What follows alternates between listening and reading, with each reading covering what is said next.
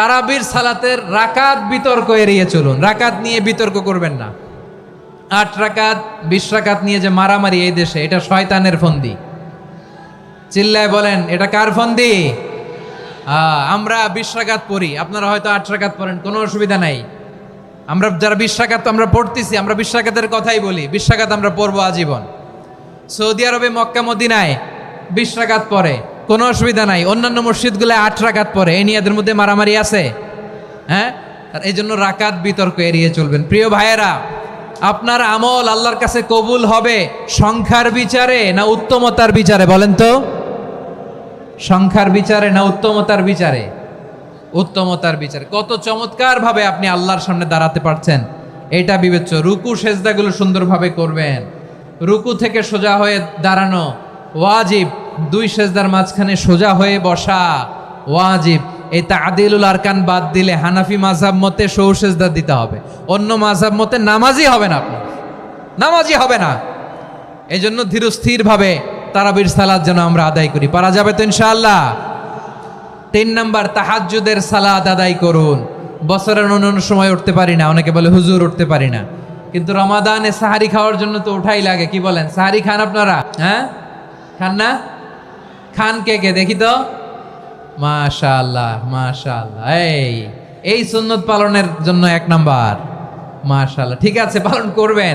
আল্লাহর হাবিব বলেন, তাসাহারু ফা ইন্না ফিস সাহুরি বারাকা। তোমরা সাহারি খেও, কেননা সাহারির ভেতরে বরকত ঢুকায় দিয়েছে কে? একটা খেজুর, 1 গ্লাস পানি খেলেও সারা দিন আপনাকে তরতাজা রাখে কে? তো সাহারির জন্য যেহেতু উঠতেই হয়, সাহারি খাওয়ার আগে বা পরে 2 রাকাত 4 রাকাত তাহাজ্জুদ পড়া যাবে না? রব্বুল আলামিন বলেন, ওয়ামিনাল লাইলি ফাতাহাজ্জাদ বিহি নাফিলাতান লাকা আসা আইয়াবআসাকা রাব্বুকা মাকামান মাহমুদা। ও নবী, রাতের কিছু অংশ সময় তাহাজ্জুদের সালাত আপনি আদায় করবেন, কারণ এই তাহাজ্জুদ হলো আপনার জন্য নাফিলাতাল লাক, অতিরিক্ত ফরজ। আপনাকে মাকামে মাহমুদে অধিষ্ঠিত করবে কে? এজন্য যারা সম্মানিত হতে চান, সম্মানের আসনে যেতে চান, তাদের জন্য তাহাজ্জুদ অবধারিত।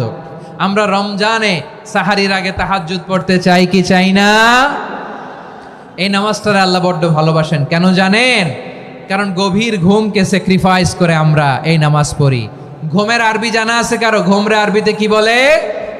অনেকগুলো আরবি আছে। একটা আরবি হচ্ছে নুআস, তন্দ্রা, তন্দ্রা, আমানাতান নুআসা কোরআনে এসেছে। আরেকটা আছে ঝিমুনি, ঝিমুনি, এইভাবে ঝিমুনি আসে ঘুমের আগে, এটারে বলে সিনা। এটারে কি বলে? সিনা। স্বাভাবিক ঘুমকে আরবিতে বলে নাউম। স্বাভাবিক ঘুমকে কি বলে? এই সিনা আর নাউমকে আল্লাহ এক আয়াতে এনেছেন, লা তাখুযুহু সিনাতু ওয়ালা নাউম। আল্লাহর তন্দ্রা নাই, ঘুম নাই, ঘুমের আগে যে তন্দ্রা আছে ওইটাও নাই। তাহলে নুআস, সিনা, নাউম পেলাম। আরেকটা ঘুমের আরবি হচ্ছে হুজুদ। চাঁপাইনবাবগঞ্জ আওয়াজ করে বলেন, আরেকটা ঘুমের আরবি কি? হুজুদ। এটা মাঝরাতের ঘুম, শেষ রাতের ঘুম, যেই ঘুমটা বড্ড মজা লাগে। কাঁথা টেনে টেনে, ব্ল্যাঙ্কেট টেনে টেনে আরেকটু ঘুমাইতে মন চায়, আরেকটু, আর 1 মিনিট, আর 2 মিনিট, এরকম একটা মজার ঘুম শেষ রাতে আছে না নাই?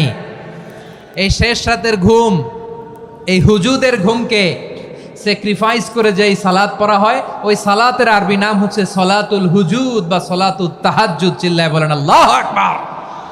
এজন্য আল্লাহ তাআলা এই তাহাজ্জুদের সালাতকে এত পছন্দ করেন। পড়বেন তো রমাদানে? 4 নম্বরে, মুক্ত হস্তে দান করুন। মুক্ত হস্তে দান করুন। ওয়ামা আতাইতুম মিন যাকাতিন তুরিদুনা ওয়াজহাল্লাহি ফাউলাইকা হুমুল মুদঈফুন। তোমরা মনে করো না যাকাত দিলে তোমাদের সম্পদ কমে যায়, এটা ভেবো না। বরং তোমরা আল্লাহর খুশির জন্য যে যাকাত দাও, তারপরে তোমার যে সম্পদ থাকে ওই সম্পদের মধ্যে প্রবৃদ্ধি দান করে কে? আপনি মনে করছেন দিলে কমে? চাঁপাইনবাবগঞ্জের ভাইয়ের আওয়াজ করে বলেন, দান করলে কি সম্পদ কমে নাকি বাড়ে? আওয়াজ করে বলেন, কমে না বাড়ে? বাড়ে। যেটা দান করেন, কামাসালি হাব্বা আম্বাতাত সাবআ সানাবিলা ফি কুল্লি সুম্বুলাতিন মিয়াতি হাব্বা। 1 টাকা দান করলে এটা চারা বীজের মতো, রূপে দিলে 7টা শীষ, প্রতি শীষে হয় শত শস্য দানা। আল্লাহ যারে চায় এরকম বাড়ায় দেয়, প্রবৃদ্ধি দেয়। সুবহানাল্লাহ। এর জন্য মুক্ত হস্তে দান করতে রাজি আছেন? আগে আগে জাকাত ক্যালকুলেট করে রাখেন। আপনার জাকাত বর্ষ যদি পরেও হয়, দেরি করেও হয়, ধরেন যে প্রতি বছর মুহররমে দেন, আপনি আগে দিতে পারবেন। জাকাত অগ্রিম আদায় করা যায়। সুবহানাল্লাহ বলেন। বিষ্ণু ইসা ইসলাম রমাদানে এত দান করতেন, কানা আজওয়াদান নাস, কিন্তু রমাদানে আজওয়াদুন নাস আজওয়াদু বিল খাইরি মিনার রিহিল মুরসালা, প্রবাহিত বাতাসের চেয়ে বিশ্বনবী আরো বদান্যতা বেড়ে যেত। প্রবাহিত বাতাস যেমনি সবাইরে বাতাস দেয়, আস্তিক নাস্তিক মুমিন কাফির সবাইকে শীতল করে দেয়, তেমনি নবীজির রমাদানের দান ছিল এমন, কেউ নবীর কাছে চেয়ে ফিরে গিয়েছে এর নজির নাই। জোরে বলেন সুবহানাল্লাহ। রমাদানে দান করব, ইফতার শেয়ার করব। কাউকে ইফতারি করালে সারাদিন রোজা রেখে তার যে সওয়াব, আপনি ইফতার করানোর কারণে আপনার আমলনামায় ওই সওয়াব আল্লাহ ঢুকাই দিবেন। পড়েন সুবহানাল্লাহ।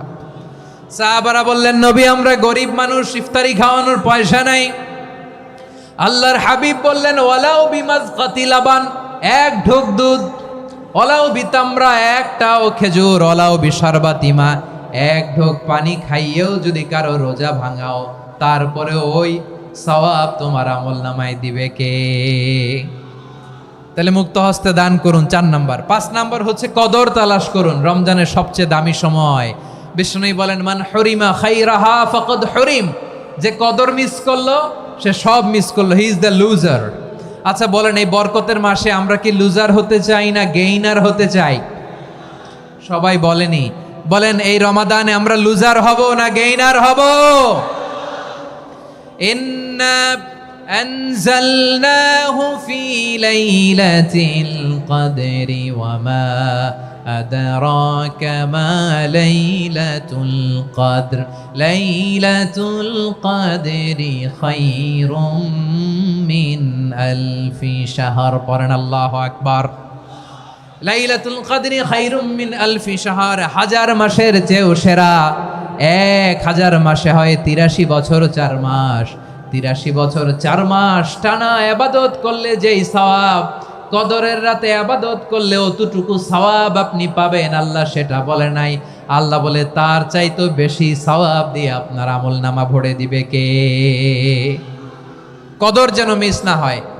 21, 23, 25, 27, 29 নাকি খালি 27? আপনারা কি খালি 27?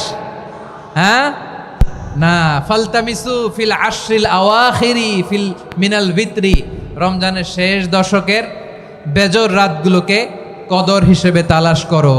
আল্লাহর হাবিব সাল্লাল্লাহু আলাইহি ওয়াসাল্লাম শেষ 10 দিন টানা ইবাদত করতেন, টানা ইবাদত। ইদা জাআল আশরু আহিয়াল লাইলা আইকাদা আহলা ওয়া জাদ্দা ওয়া শাদ্দাল মিজার, সারা রাত জেগে ইবাদতের নজির নবীজির নাই, শুধু রমজানের শেষ দশক ছাড়া। সুবহানাল্লাহ বলেন। নিজেও ঘুমাতেন না, ফাতেমা রাদিয়াল্লাহু তাআলা আনহু, আলী রাদিয়াল্লাহু তাআলা আনহু কাউকে ঘুমাতে দিতেন না, সবাইকে জাগিয়ে তুলতেন। আমরা সারা রাত জেগে ইবাদত করব, রাজি আছেন তো? কদর যেন আমাদের মিস না হয়। আজকে থেকেই ক্যালেন্ডারে মার্ক করে রাখেন, সব কাজ পেছনে ফেলে, সব ব্যস্ততাকে পেছনে ফেলে ইবাদতের জন্য আমরা প্রস্তুত থাকব কদরের রাতে। কোনোভাবে কদর যেন আমাদের মিস না হয়, ইনশাআল্লাহ। বলেন তো সবাই।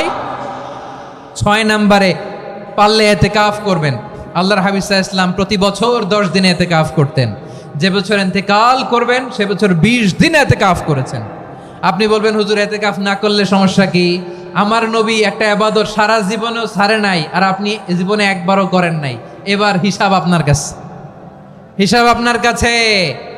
না পারলে অন্তত রাত্রি বেলাগুলো মসজিদে কাটাবেন। পারবেন তো ইনশাআল্লাহ?